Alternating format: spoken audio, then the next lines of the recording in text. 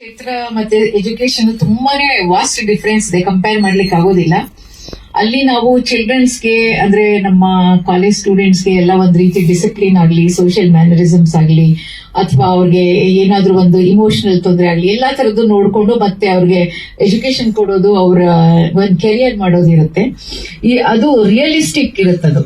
ಇದರಲ್ಲಿ ನಾವು ಒಂದು ಕ್ಯಾರೆಕ್ಟರ್ನ ಅಳವಡಿಸ್ಕೊಂಡು ಆಕ್ಟ್ ಮಾಡ್ಬೇಕಾಗತ್ತೆ. ಅದ್ರ ಬಗ್ಗೆ ಎಲ್ಲ ಒಂದು ಫೀಲಿಂಗ್ಸ್ ಆಗ್ಲಿ ಅಥವಾ ಎಕ್ಸ್ಪ್ರೆಷನ್ಸ್ ಆಗ್ಲಿ ಪ್ರತಿಯೊಂದು ನನಗೆ ಏನು ಗೊತ್ತಿರ್ಲಿಲ್ಲ. ಮತ್ತೆ ಒಂದು ಹಳ್ಳಿ ಸೊಗಡಿನ ಭಾಷೆ ಅದು ಕೂಡ ಬಹಳಷ್ಟು ತೊಂದರೆ ಆಗ್ತಿತ್ತು. ಬಟ್ ಎಲ್ಲ ನನಗೆ ಸಪೋರ್ಟ್ ಮಾಡಿದ್ದು ಅಂತಂದ್ರೆ ಬಾಮ ಹರೀಶ್ ಅವರು ನನಗೆ ಬಹಳಷ್ಟು ಧೈರ್ಯ ತುಂಬಿದ್ರು. ಮತ್ತೆ ನೀವು ಮಾಡ್ಬೋದು, ಮಾಡಿ, ಏನ್ ತೊಂದರೆ ಇಲ್ಲ ಅಂತ ಪ್ರತಿ ಸರಿ ಹೇಳಿದಾಗ ನನಗೆ ತುಂಬಾ ಕಾನ್ಫಿಡೆನ್ಸ್ ಬಂತು. ಮತ್ತೆ ಪದ್ಮಾವತಿ ಅವರು ಕೂಡ ನನಗೆ ಯಾವಾಗ್ಲೂ ಇಲ್ಲ ಮೇಡಮ್, ನೀವು ಕಾಲೇಜಲ್ಲಿ ನೋಡ್ಕೊಳ್ಳಬೇಕು ಅಂತಂದ್ರೆ ಎಷ್ಟೊಂದು ಜನ ನೋಡಿರ್ತೀರಾ, ಅದರಿಂದ ನೀವು ನನ್ನ ಕ್ಯಾರೆಕ್ಟರ್ ಅಳವಡಿಸ್ಕೋಬಹುದು ಅಂತ ನನಗೆ ಹೇಳಿ ಕಾನ್ಫಿಡೆನ್ಸ್ ತುಂಬಿ ಬಹಳ ನನಗೆ ಅದೊಂದು ತರದಲ್ಲಿ ಈಸಿ ಆಯ್ತು ಮಾಡ್ಲಿಕ್ಕೆ. ತುಂಬಾನೇ ಡಿಫರೆನ್ಸ್ ಇದೆ. ಬಟ್ ಈ ಮಾಧ್ಯಮದಿಂದ ನಾವು ಬೇಕಾದಷ್ಟು ಜನಕ್ಕೆ ನಾವು ಒಳ್ಳೆ ಮೆಸೇಜ್ ಕೊಡ್ಬೋದು, ಮೀನಿಂಗ್ಫುಲ್ ಆಗಿ ನಮ್ಮ ಯಾವ್ದು ಒಂದು ಸಬ್ಜೆಕ್ಟ್ ರೀಚ್ ಆಗ್ಬೇಕು ಅಂತಿರುತ್ತೆ, ಹೆಣ್ಣು ಮಕ್ಕಳಿಗೆ ಎಷ್ಟು ಇಂಪಾರ್ಟೆಂಟ್ ಅಂತ ಒಂದು ಟಾಪಿಕ್ ಇಟ್ಕೊಂಡು ಮತ್ತೆ ಈ ಸಿನಿಮಾ ಮೂಲಕದಿಂದ ಬಹಳ ಈಸಿಯಾಗಿ ತಲುಪಬಹುದು ಎಲ್ಲ ಕಡೆಗೆ ಅಂತ ನಾನು ಡಿಸೈಡ್ ಮಾಡಿ ಇದನ್ನ ಮಾಡಿದ್ದು. ಬಹಳ ಇಂಪಾರ್ಟೆಂಟ್ ಆಗಿದ್ದು ಒಂದು ಹಳ್ಳಿಗೆ, ಒಂದು ತಾಲೂಕಿಗೆ ಹೇಗೆ ಒಬ್ಬ ಪಟೇಲ, ಒಬ್ಬ ಶಾನುಭೋಗ, ಒಬ್ಬ ಲೆಕ್ಕಾಧಿಕಾರಿ, ಅವರು ಇವರು ರೈತ ಪ್ರತಿಯೊಬ್ಬರು ಇರ್ತಾರೆ. ಇವರೆಲ್ಲರ ಜೊತೆಗೆ ಒಬ್ಬ ಸೂಲ್ಗೀತಿ ಇರಲೇಬೇಕಾಗಿತ್ತು. ಯಾರದೇ ಮನೇಲಿ ಬರೀ ಸೂಲ್ಗೀತಿ ಹೆರಿಗೆ ಮಾಡಿಸೋದು ಅಷ್ಟೇ ಅಲ್ಲ, ಆ ಸುಲಗೀತಿ ಇದ್ದಾರೆ ಅಂದ್ರೆ ಈ ಸಣ್ಣ ಸಣ್ಣ ನೋವು, ಅದಕ್ಕೆ ಉಪಚಾರ, ಔಷಧೋಪಚಾರ ಎಲ್ಲ ಮಾಡ್ತಾ ಇದ್ರು ಅವರು. ಅಂತಹ ಸುಲಗೀತಿ ಇದ್ದಾರೆ ಅಂದ್ರೆ ಆ ಹಳ್ಳಿಯವರೇ ತುಂಬಾ ಸಂತೋಷವಾಗಿರ್ತಾ ಇದ್ರು. ಆ ಪ್ರತಿಯೊಬ್ಬ ಸೂಲಗೀತಿಗೂ ತಾಯವ್ವ ಅಂತಲೇ ಕರೆಯೋರು. ಆ ತಾಯವ್ವ ಅಂತ ನೋಡಿದಾಗ ನನಗೆ ನಿಜವಾಗ್ಲೂ ಸಂತೋಷ ಆಯ್ತು. ಯಾಕಂದ್ರೆ ತಾಯವ್ವ ಪಾತ್ರಧಾರಿ, ನಿಜವಾದ ಪಾತ್ರಧಾರಿ ತಾಯವ್ವ ಇಲ್ಲಿದ್ದಾರೆ. 10,000ಕ್ಕಿಂತ ಜಾಸ್ತಿ ಮಕ್ಕಳನ್ನ ಅವ್ರಿಗೆ ಪ್ರಪಂಚಕ್ಕೆ ತಗೊಂಡ್ಬಂದಿದ್ದಾರೆ. ಪ್ರತಿಯೊಬ್ಬ ತಂದೆ ತಾಯಿಗೂ ಸಂತೋಷ ಕೊಟ್ಟಿದ್ದಾರೆ. ಇದೆಲ್ಲ ನೋಡಿದಾಗ ನಾವು ಹಳೆಯದನ್ನ ಜ್ಞಾಪಿಸ್ಕೊಳ್ಳೋದು ಎಷ್ಟು ಮುಖ್ಯ ಆಗ್ತದೆ. ತಾಯವ್ವ ಅಂದ್ರೆ ಒಬ್ಬ ಆ ಹೆಂಗಸು ಎಷ್ಟು ಗಟ್ಟಿಯಾಗಿರ್ತಾರೆ, ಅಷ್ಟೇ ಮೃದು ಹೃದಯಾಗಿರುತ್ತೆ. ನಾನಿಲ್ಲಿ ಒಂದು ಶಾರ್ಟ್ ನೋಡಿದೆ. ಆ ಬಹುಶಃ ಕತೆ ತೋರಿಸಿದ್ರಲ್ಲಿ ಆ ಗರ್ಭಿಣಿಯ ಗಂಡ ಅಂತ ಕಾಣುತ್ತೆ, ಕೋಲಲ್ಲೇ ಹೊಡಿತಾರೆ. ಅವ್ರು ಹೊಡೆದಾಗ ಅವನ್ ಹೆದರ್ಕೋತಾನೆ, ಇವ್ರು ಹೆದರ್ಕೊಳ್ಳಿಲ್ಲ. ಧೈರ್ಯ ಇರುತ್ತೆ ಸೂಲ್ಗೀತೆಗೆ, ತಾಳ್ಮೆ ಇರುತ್ತೆ ಸೂಲ್ಗೀತೆಗೆ, ಮಕ್ಕಳ ಜೊತೆ ಮಕ್ಕಳಾಗಿರ್ತಾರೆ ಸೂಲ್ಗೀತೆ. ಅದೆಲ್ಲವನ್ನು ಒಂದು ಹಾಡಲ್ಲೇ ಸ್ವಲ್ಪ ತೋರಿಸ್ಕೊಂಡ್ಬಂದ್ರು ಗೀತಾಪ್ರಿಯ ತಮ್ಮ ಅಭಿನಯದಲ್ಲಿ. ಅದು ಅಭಿನಯ ಅನ್ನಲ್ಲ, ಬಹಳ ನ್ಯಾಚುರಲ್ ಆಗಿರ್ತದೆ. ಆ ನ್ಯಾಚುರಲ್ ಅಭಿನಯ ಮಾಡೋದು ಬಹಳ ಕಷ್ಟ. ಯಾಕಂದ್ರೆ ಆರ್ಟಿಸ್ಟ್ ಅಂತ ಕ್ಯಾಮರಾ ಮುಂದೆ ಇದ್ದ ತಕ್ಷಣ ಮಾಡ್ಬೇಕು ಅಂತ ಏನೋ ಬರ್ತಾ ಇರ್ತಾರೆ ಮನಸ್ಸಲ್ಲಿ. ಅದೆಲ್ಲವನ್ನು ಮರೆತು ಒಬ್ಬ ತಾಯಿಯಾಗಿ ಆಕ್ಟ್ ಮಾಡಿದ್ದಾರೆ. ಈ ತಾಯವ್ವ ಪ್ರತಿಯೊಬ್ಬರ ಮನೆಗೂ ಮುಟ್ಲಿ, ಮನಸ್ಸು ಮುಟ್ಲಿ, ಹೃದಯ ಮುಟ್ಲಿ. Tayavva should be 100 days film and successful film ಆಗಬೇಕು ನನ್ನ ಆಶೀರ್ವಾದ. ಲಾಸ್ಟ್ ವೀಕ್ ನಾನು ಹೈದರಾಬಾದ್ ಅಲ್ಲಿ ಇದ್ದಾಗ ನಮ್ಮ ಸ್ನೇಹಿತರಾದ ಲಕ್ಷ್ಮೀನಾರಾಯಣ ಅವರು ಅವನಿಗೆ ಬಹಳ 40 ವರ್ಷದಿಂದ ಪರಿಚಯ. ಫೋನ್ ಮಾಡೋದು, ಈ ತರ ತಾಯವ್ವ ಅಂದ್ಬಿಟ್ಟು ಒಂದು ಟ್ರೈಲರ್ ಲಾಂಚ್ ಆಗ್ತಾ ಇದೆ, ಕೃಪಾನಿಧಿ ಕಾಲೇಜ್ ಅವ್ರದ್ದು ಅಂತ. ಕೃಪಾನಿಧಿ ಕಾಲೇಜ್ ಅಂದ್ರೆ ನಾಗಪಾಲ್ ಅವರು ನಮ್ಮ ಅಣ್ಣ ಮಣ್ಣವರು ಜೀವರಾಜ್ ಅವರು ಇದ್ದಾಗ ಆ ಟೈಮಿಂದ ಪರಿಚಯ, 40-45 ವರ್ಷದ ಪರಿಚಯ. 100% ಬರ್ತೀನಿ. ನಾನು ನಾರ್ಮಲ್ ಆಗಿ ಎಲ್ಲದಕ್ಕೂ ಬರ್ತೀನಿ ಅಂತ ಹೇಳ್ತೀನಿ, ಇದಕ್ಕೆ ಸ್ಪೆಷಲ್ ಆಗಿ ಬರ್ತೀನಿ ಅಂತ ಹೇಳ್ತಾರೆ. ಸೊ ಇವತ್ತು 5:40 ಅಂದ್ರೆ 9 ಬಹಳ ಲಕ್ಕಿ ನಂಬರು ಟ್ರೈಲರ್ ಲಾಂಚ್ ಮಾಡಿದ್ದಾರೆ ನಮ್ಮ ಸಾಹೇಬ್ರು, ಪಡೆರಾಜ ಸಾಹೇಬ್ರು. ಸರ್ 100% ಸೂಪರ್ ಹಿಟ್ ಆಗಿದ್ರು. ಸಬ್ಜೆಕ್ಟ್ ಆ ತರ ಇದೆ. ಬಾಮ ಇದ್ಮೇಲೆ ಅದಾಗ್ಲೇಬೇಕು. ಸೊ ನಮ್ಮ ತಾಯಿ ಯಾರು? ಭಾರತ ಮಾತೆ ಮಡಿಲಲ್ಲಿ ನಾವೆಲ್ಲ ಹುಟ್ಟಿದೀವಿ.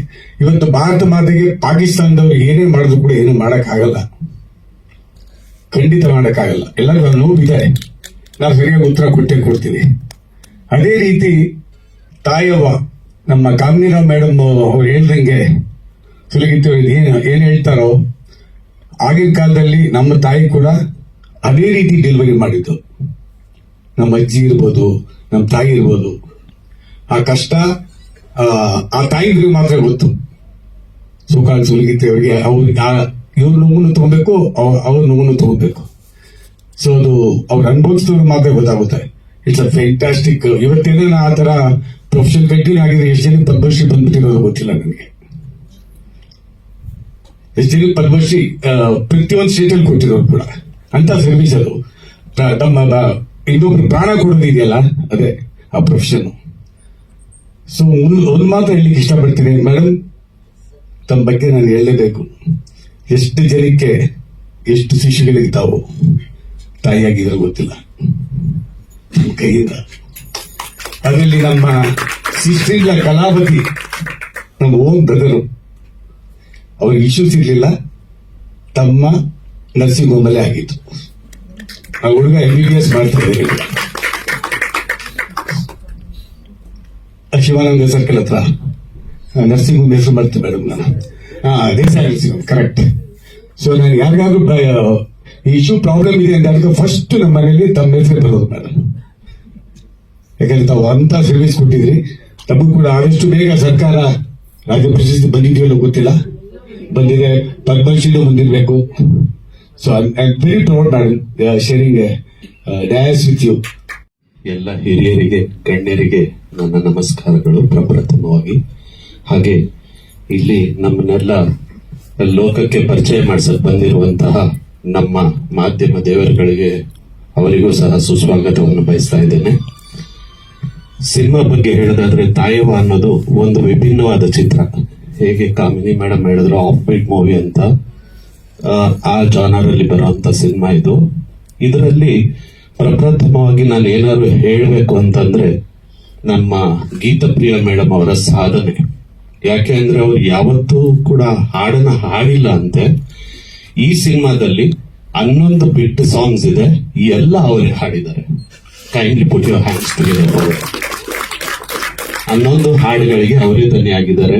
ಯಾಕೆ ಅಂದ್ರೆ ನಮ್ಮ ಮೆಂಟರ್ ಆಗಿರುವಂತಹ, ನಮ್ಮ ಬೆನ್ನೆಲುಬಾಗಿರುವಂತಹ ಬಾಮ ಹರೀಶಣ್ಣ ಹೇಳಿದ್ರು, ಇಲ್ಲಪ್ಪ, ಬೇರೆ ಹಿನ್ನೆಲೆ ಸಂಗೀತಗಾರರನ್ನು ಇಟ್ಕೊಂಡು ಹಾಡೋದು ಸಾಮಾನ್ಯ, ಸರ್ವೇ ಸಾಮಾನ್ಯ.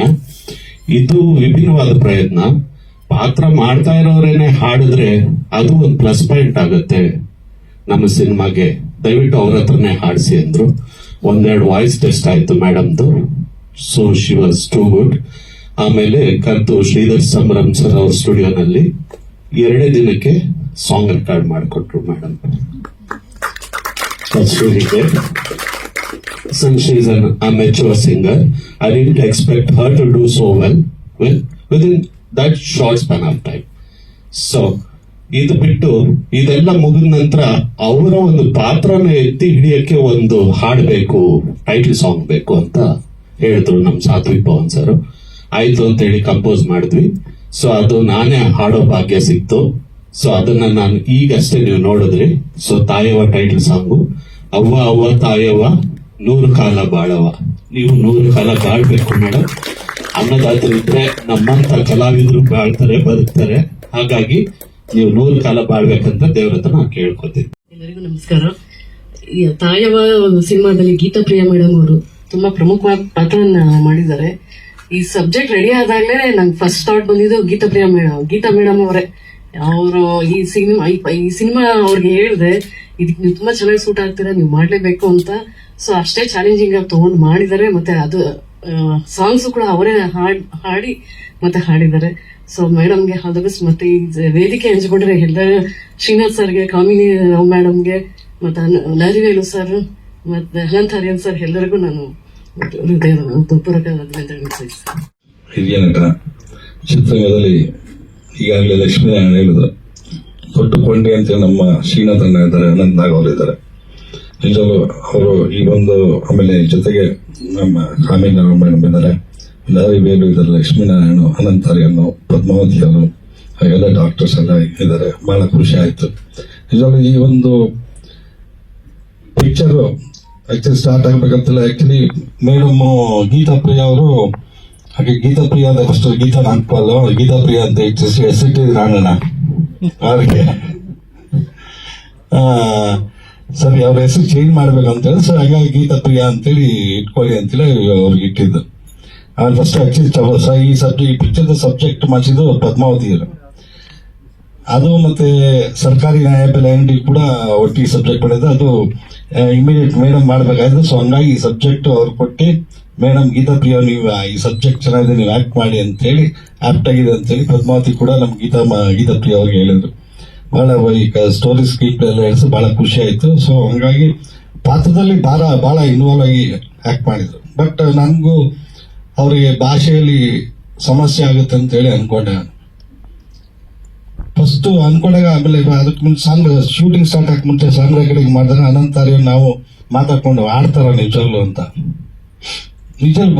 ಅವರು ಆಕ್ಚುಲಿ ಮುಂಚೆನೆ ಲಿರಿಕ್ಸ್ ಮತ್ತೆ ಇದೆಲ್ಲ ಟ್ಯೂನ್ ಎಲ್ಲ ಕಳ್ಸಿಕೊಟ್ಟಿದ್ರು ಅನಂತಾರ್ಯನು.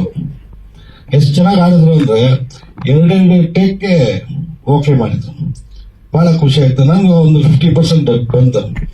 ಆಮೇಲೆ ಆಕ್ಟಿಂಗ್ ವೈಸ್ ಅಷ್ಟೇ ಪ್ರತಿಯೊಂದು ಸೀನ್ ಇದರಲ್ಲಿ ಆಮೇಲೆ ಯಾವಾಗಲೂ ತಮಾಷೆ ಮಾಡೋಣ, ಬರೀ ನಗ್ತಾನೆ ಸೆಟ್ಟಲ್ಲಿ. ನಾನ್ ಮುಂದೆ ಕುಂತ್ಕೊಂಡ ಅವಾಗ ಕಮ್ಮಿ ಮಾಡೋರು, ಆಮೇಲೆ ನಾ ಇದ್ದಾಗ ಸೀರಿಯಸ್ ಆಗಿ ಆಕ್ಟ್ ಮಾಡೋರು, ಇಲ್ಲಾಂದ್ರೆ ಇಡೀ ಸೆಟ್ಟೇ ನಡ್ಸ್ಕೊಂಡಿರೋರು. ಬಟ್ ನಿಜವಲ್ಲೂ ಔಟ್ಪುಟ್ ನೋಡಿದಾಗ ಬಹಳ ತುಂಬಾ ಚೆನ್ನಾಗಿ ಬಂತು. ಆಮೇಲೆ ಎಸ್ಪೆಷಲಿ ಇವತ್ತು ಕೇಂದ್ರ ಬಿಂದು ಹೀಗೆ ಅನಂತಾರಿ ಅನ್ನೋರು ಇದ್ದಾರೆ, ತುಂಬಾ ಚೆನ್ನಾಗಿ ರೆಕಾರ್ಡಿಂಗ್ ಮಾಡಿದ್ದಾರೆ, ಸಾಂಗ್ ಮಾಡಿದ್ದಾರೆ. ಇಡೀ ಟೀಮ್ ಒಂದು ಶ್ರಮ ಎದ್ದು ಕಾಣುತ್ತೆ. ಒಳ್ಳೇದಾಗ್ಲಿ ಮೇಡಮ್.